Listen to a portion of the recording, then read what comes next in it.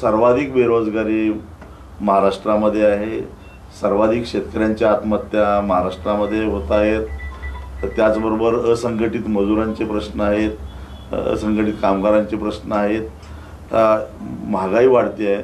हे सारे प्रश्न जर बघितले तर या 5 वर्षामध्ये महाराष्ट्राला चांगलं प्रशासन किंवा चांगलं शासन, करदात्याने दिलेल्या कराचा योग्य पद्धतीने विनियोग करणारं शासन मिळालं असं आम्हाला वाटत नाही. आणि म्हणूनच काहीतरी समाजाप्रती आपलं देणं लागतो. आपण ह्या विचारानं काम करणारे जे काही घटक आहेत त्या सगळ्यांना एकत्रित करण्याचा म्हणून आमचा हा प्रयत्न आहे.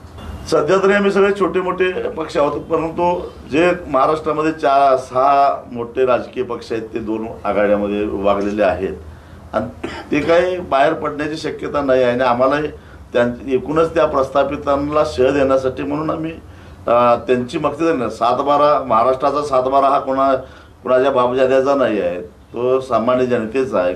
105 हुतात्म्यांनी रक्त सांडून हा महाराष्ट्र तयार केलेला आहे.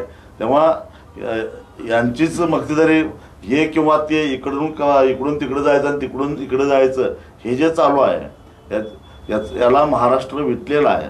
महाराष्ट्राची राजकीय संस्कृती कधी नव्हे ती रसातळाला गेलेली आहे आणि एकमेकाची व्यक्तिगत हेवेदेवे असले की कधी टोळी युद्ध व्हावं त्या पद्धतीनं महाराष्ट्रामध्ये चाललेलं आहे.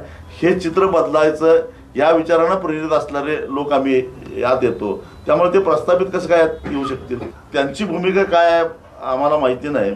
परंतु ज्यावेळी त्यांच्याकडून काही तसा संकेत आला, प्रस्ताव आला तर विचार करू, कारण शहरी भागातही आम्हाला काम करायचं आहे. आम्ही आमच्या पद्धतीनं सगळं काम चालू आहे.